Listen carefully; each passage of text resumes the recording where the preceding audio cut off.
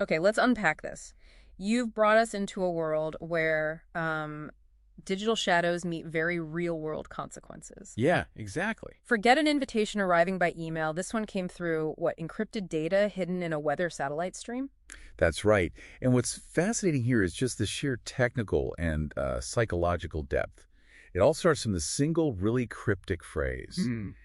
Our sources today, they come from this very detailed account of a cybersecurity expert, Alberto Daniel Hill. He ends up facing what becomes a truly high-stakes decision. Right. It's a narrative woven with, technical sophistication, his personal history, and this profound moral dilemma running through it all. So think of this deep dive as us trying to cut through all that digital noise, the personal turmoil, just trying to get to the core of it all. Exactly. Understanding the mysterious group, their very unusual message, this complex individual they're targeting, Alberto Hill. and the profound risks involved when information isn't just data anymore, but potential leverage, maybe even a weapon. Our mission for you today, then, is to extract the key nuggets, the essential insights from his account. We'll piece together the context, see how a traumatic past really shapes his present actions, and try to understand what's really at stake when knowledge becomes a weapon in, well, unexpected hands. We are diving right into the moment one person is abruptly pulled into the orbit of this clandestine group known only as La Llama Violeta, the Violet Flame. So the story opens in Alberto Daniel Hill's home office. Positos, Montevideo. Not some shady basement, then. No, it's his place of routine. He runs his legitimate business there, cryptocurrency services, works on academic stuff. But that whole sense of normalcy just shatters instantly. How? A communication channel he uses is just wiped, gone. And the only thing left echoing in the digital silence is this chilling phrase, "Welcome to the flame, Alberto." Wow, just like that. And this isn't just like an inconvenience for him. It's a complete disruption of the life he's carefully built. The source makes it really clear that this single exchange immediately brings back the shadow of past Drea. Ah, right. It explicitly references his sad, unbelievable, yet true story. That's his words about Operation Bitcoin. Exactly. His arrest, September 11th, 2017. The prison time, which he calls his hell. He felt he was just a convenient target, didn't he? Because of system failures, police misconduct. Yeah, and it's really striking. In his own account of that period, the word sad appears, 22 times? That's a lot. It tells you something. It does. This history isn't just background noise. It's this chilling counterpoint to any sort of idealism he might feel about this mysterious flame. So that historical context is absolutely crucial. It explains his reaction. Totally. It means his first actions weren't, curiosity or excitement.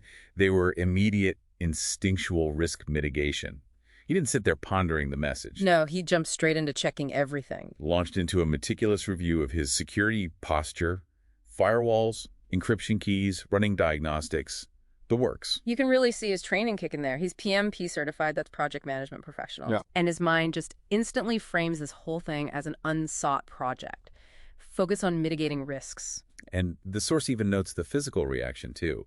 That familiar tightening in his chest coming back, the hypervigilance that his past ordeal basically hardwired into him. It's a powerful insight, isn't it? Someone with these unique technical skills who's also faced the sharp end of injustice.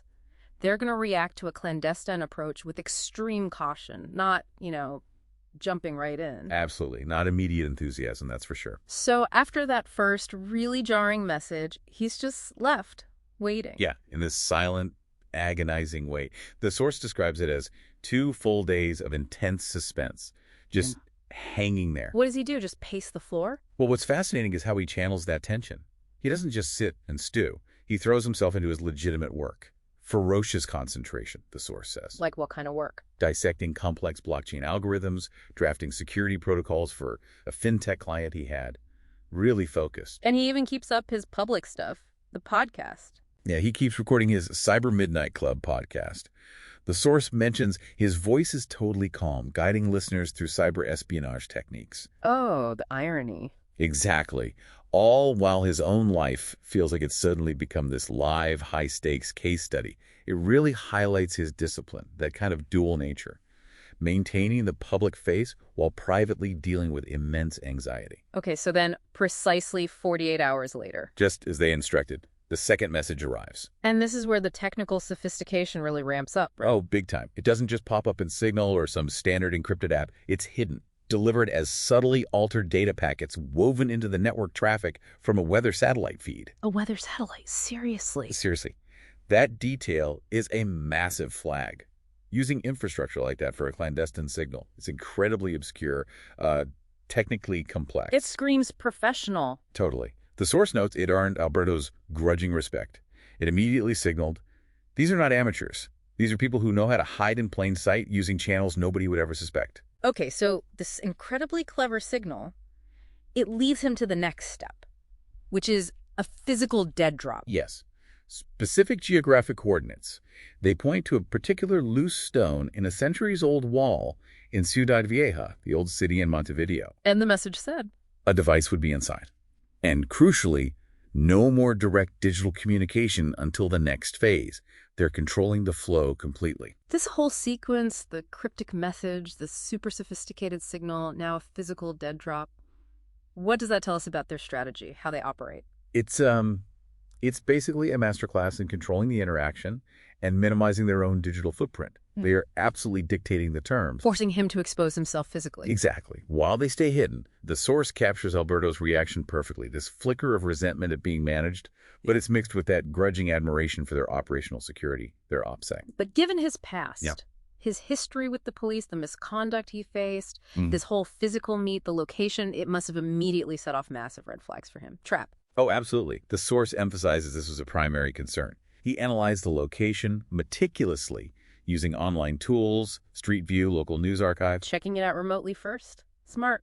trying to assess the public nature, but also potential spots for discretion.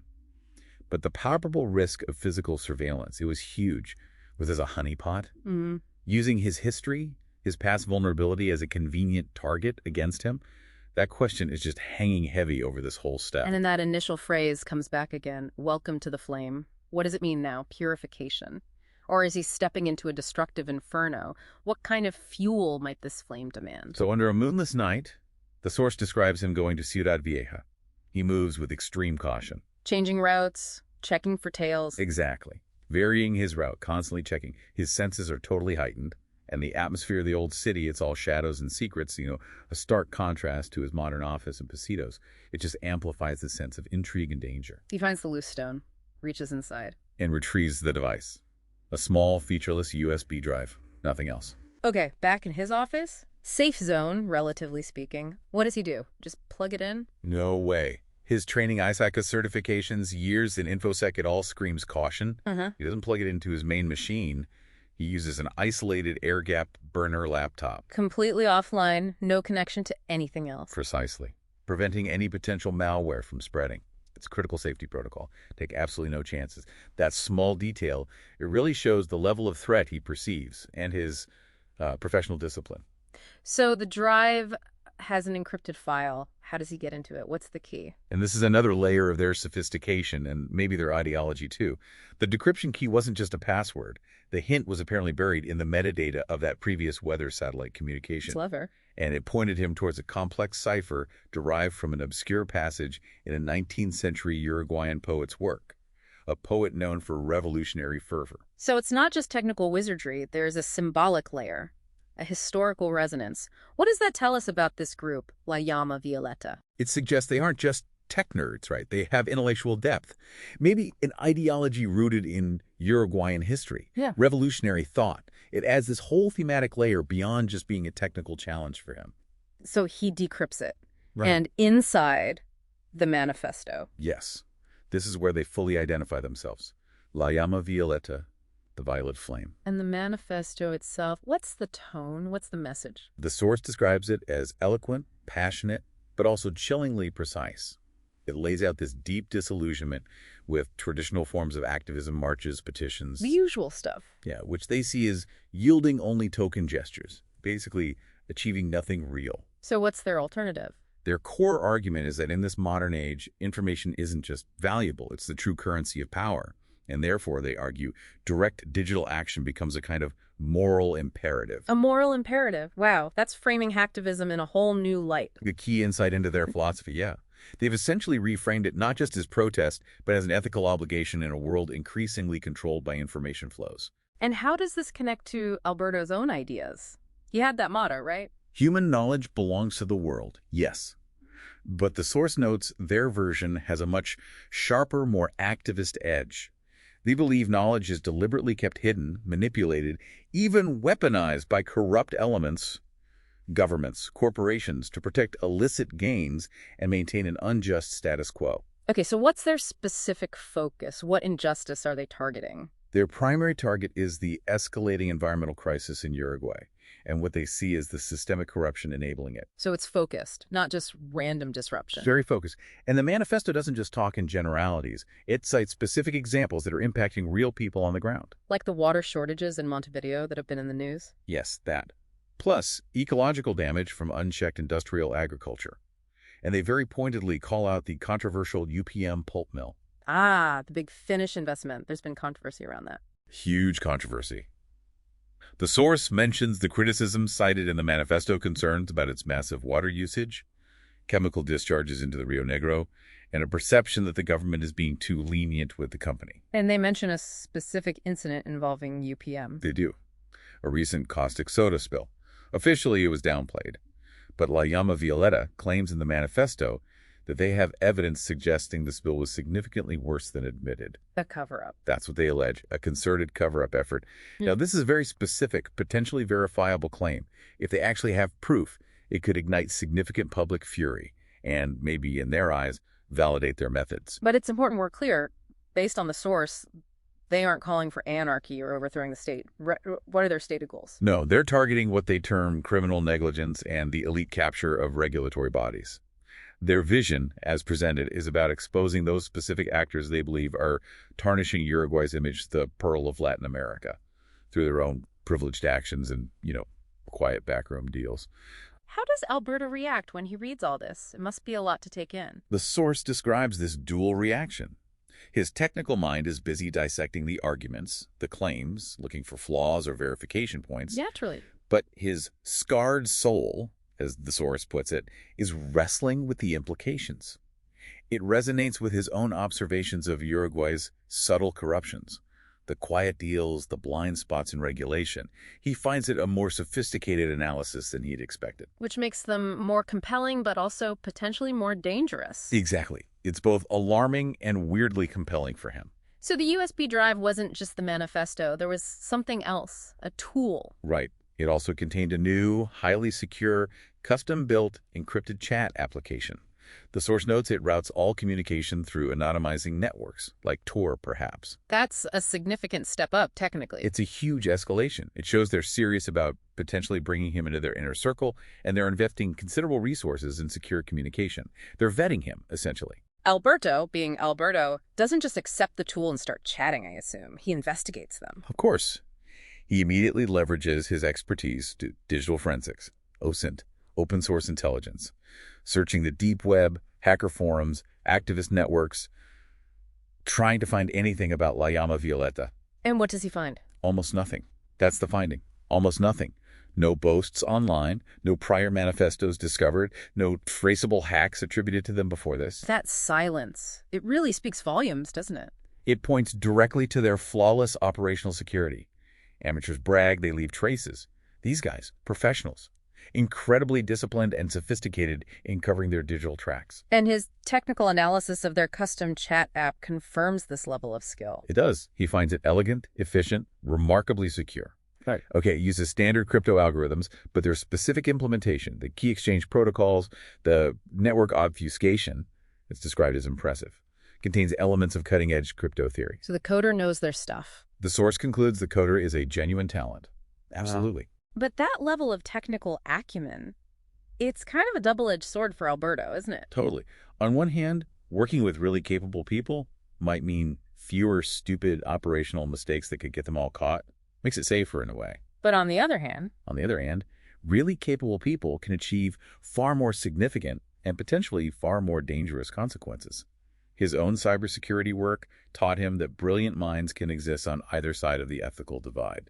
Sometimes the most brilliant are the most dangerous. which brings us right back to Alberto's deep internal conflict. He's painstakingly built this legitimate life. His business, the Cyber Midnight Club podcast with thousands of listeners, his books, the certifications, ISA, PMP, his whole reputation as an ethical expert. And getting involved with this group, it puts all of that at risk. The source emphasizes this conflict powerfully. The immense risk to his reputation, his business, his actual freedom is just undeniable. It explicitly brings back the memory, the cold dread of his prison cell, the crushing weight of the judicial process he endured, that vow he made never ever to return to that hell. So why would he even consider it? Why risk everything all over again? But there's that undeniable pull we mentioned earlier. Right. The part of him that wrote Log into Hell, the part that has documented systemic injustices from the inside. Right. It feels this reluctant draw. He has, and this phrase is key, firsthand knowledge of the enemy. He's seen how systems fail, how power corrupts. How truth gets obscured. He knows it intimately. So the question becomes, was simply documenting it enough? Do his unique skills, his specific knowledge, create some kind of moral obligation to actually act when confronted with something like this? He's talked about hacktivism on his podcast before, right? Weighed the pros and cons. Yeah, he's explored the motivations, transparency, anti-censorship, exposing wrongdoing versus the criticisms like collateral damage, blurred ethical lines, unintended consequences. So how does Llama Violeta seem different to him? The source suggests they feel different because their focus seems so targeted, apparently based on thorough research. And it's centered on these urgent environmental issues that are directly affecting ordinary people, like the water crisis. That slogan he heard? No, es sequía, es saqueo. It's not drought, it's plunder. That phrase echoes in his mind. If La Llama Violeta truly had evidence of this saqueo, this plunder, could he, in good conscience, with his unique skill set, just ignore it, turn away? So his own motto, human knowledge belongs to the world, is being put to the ultimate test here. Is this a chance to leave that motto not just in words, but in deeds? It really forces him to confront his core belief. So, using their secure chat app, he decides to initiate a cautious dialogue. Anonymous handles, probing questions, testing their knowledge, their real motivations, their understanding of the risks involved. And he puts the question to them pretty directly, doesn't he, about their methods? Yeah, something like, you speak of truth. How do you ensure your flame illuminates rather than merely burns? It's a great question. How do they respond? The reply from the handle Violeta lead is described as thoughtful, not dismissive. They acknowledge his skepticism is earned. They state flat out they aren't interested in chaos. They seek verifiable truth, data that can withstand scrutiny. And their targets. Chosen specifically because the malfeasance is already whispered, already suspected. Their stated aim is to give those whispers a voice of thunder. Powerful phrasing. And crucially, Violeta lead acknowledges his past directly, don't they? Yes, this is absolutely a pivotal moment in their exchange. They say explicitly, your history is not unknown to us. The injustices you faced, the systemic failures you documented, these are not dissimilar. You have first-hand knowledge of the enemy. That knowledge is invaluable. Wow. First-hand knowledge of the enemy. That phrase, given his own brutal experience with unchecked power, bureaucratic indifference, that must have hit him hard. It ties their cause directly to his personal trauma, his experience. He's also thinking about Uruguay itself, that image, Switzerland of South America, versus the reality he knows, the imperfections, the subtle influence networks, the gaps in the official story, the water crisis maybe being a symptom of something deeper. Were these the blemishes Violeta wanted to expose? But his public image complicates everything. That mixed bag you mentioned. Pioneer to some, still suspicious to others because of his past. Exactly.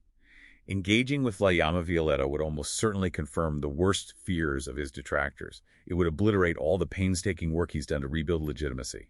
The source basically calls it professional suicide. And yet, that pull remains. It does. The intellectual challenge, the puzzle-solving aspect of it all, the possibility of using his very specific skills for something he might believe is truly meaningful.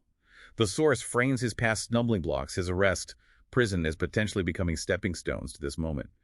Was this the most significant one yet? Did they give him any more info about themselves?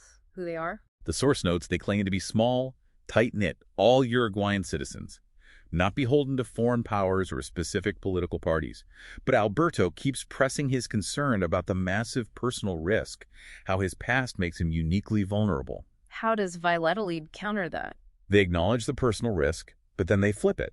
They argue that the risk of inaction also carries a cost paid by the environment, by ordinary people, by the future of this country. And then they add, We believe you were one of the few with the courage and the skill to help mitigate that cost. Courage, or had his ordeal just left him with fear? He's remembering the terror, right? The potential sentence, those Kafka-esque charges, feeling utterly alone, that vow never to go back to hell. And he's wrestling with his public advocacy, too.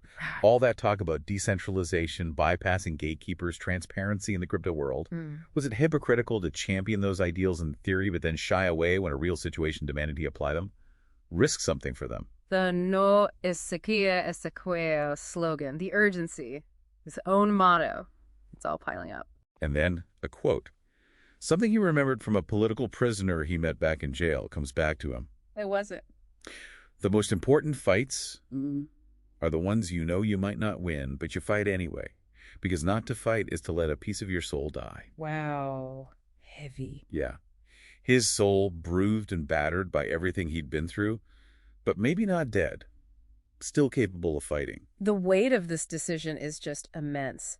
The source describes him pacing, rereading his own book about his ordeal, feeling that physical pressure, remembering the helplessness he felt in court. Was this a chance maybe to reclaim some agency, to use the skills he'd honed, even the bitter lessons learned from his past, to challenge a flawed system directly? It's terrifying, absolutely. Yeah. But also maybe exhilarating. That hacker spirit, seeing systems as puzzles to be understood, maybe even manipulated for a cause. His expertise isn't just theoretical either. It's practical, battle-hardened. Digital forensics, ethical hacking, crypto. He's seen inside the beast, as the source puts it, which makes him perhaps uniquely positioned to help ensure their flame actually illuminates, provides verifiable truth, rather than just burning things down indiscriminately. Okay, so after all this back and forth, this internal struggle, the final communication arrives from Violeta lead. An invitation to meet, face to face. No more digital walls. Enough words have been exchanged through these firewalls, they say, or something close to that.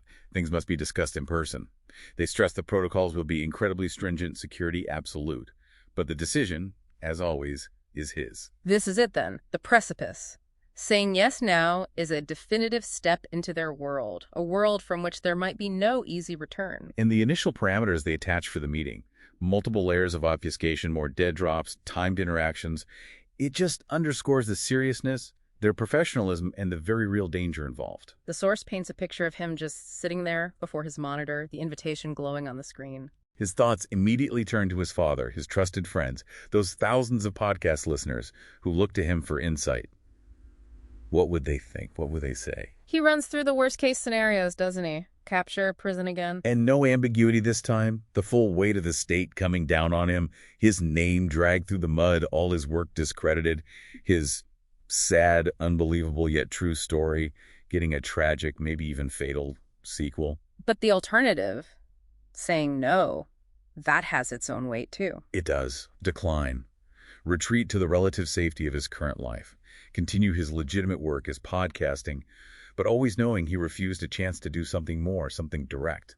Could he live with that knowledge? Could he keep talking about transparency and accountability if he himself shied away when the personal cost got too high? That political prisoner quote comes back again. Yeah. He's doing a final soul check, a hacker spirit check, an expertise value check. And the decision, it's less rational calculation at this point. The source describes it more as an inevitable gravitational pull.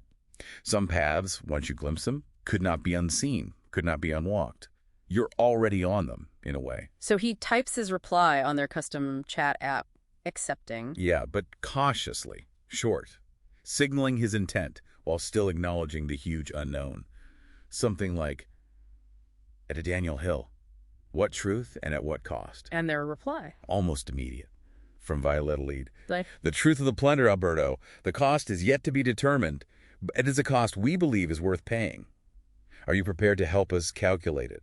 Instructions for the meet will follow. Calculate the cost. That's a chillingly apt metaphor, isn't it? It really is. Every action has a price, every choice a consequence.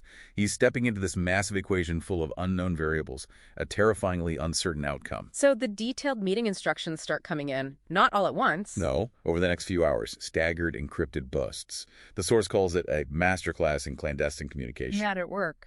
Involved innocuous public actions. Buy this paper, go to this cafe. Coded signals hidden in plain sight. Timed online check-ins using the burner phone. It was all meticulously designed to verify his identity, ensure he wasn't being followed, and lead him step by step to the final rendezvous without revealing that location too early.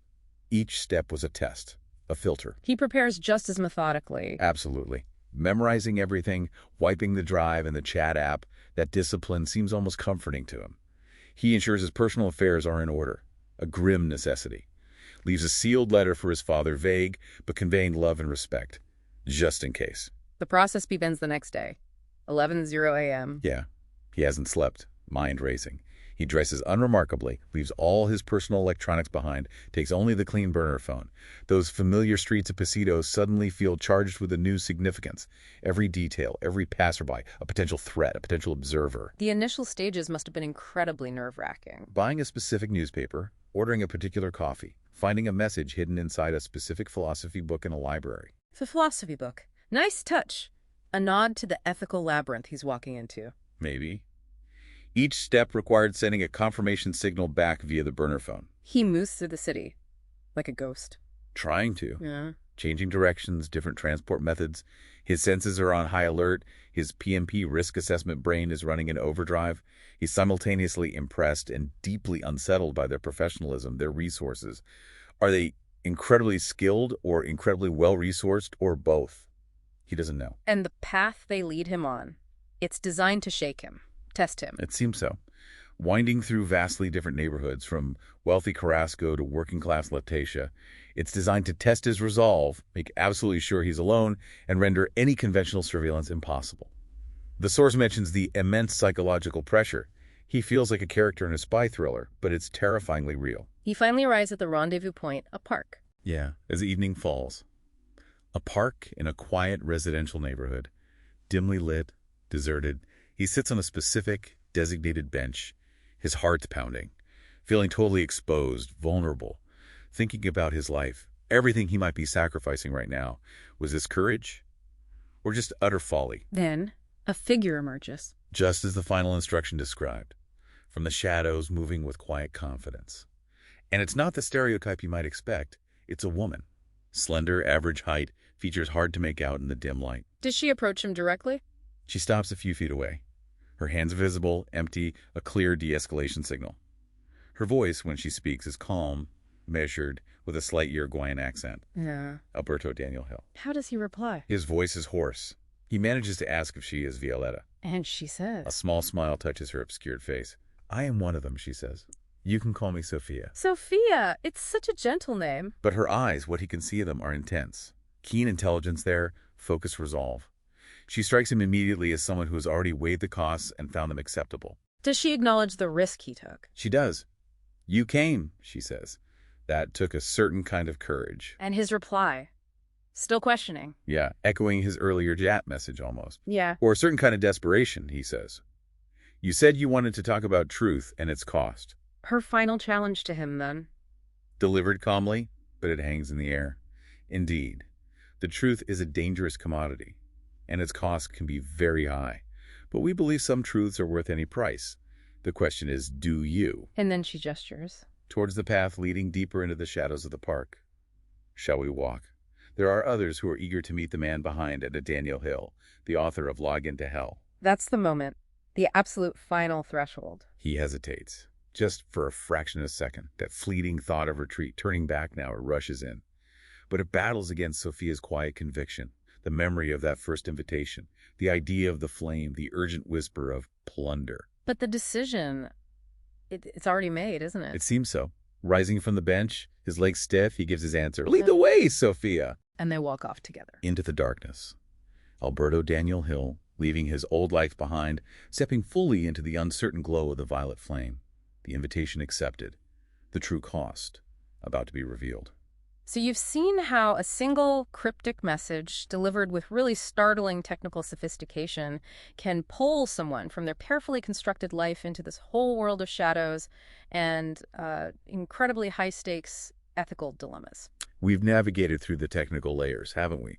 And the crucial historical context of his personal trauma and just the profound moral complexities of deciding whether to use your unique skills for a cause that fundamentally challenges the status quo, even when the personal cost could be absolutely immense. This deep dive really shows us that information is rarely just neutral data, is it? It can be a spark, it can be a weapon, or it can be a crushing burden. It depends entirely on who holds it and ultimately what they choose to do with it. Yeah, and it leaves us with a pretty important question for you sitting there listening right now. If you possessed a unique skill set, something that could potentially expose hidden truths about real injustice, but doing so risked everything you've built, your reputation, your safety, maybe even your freedom, would you step into the flame?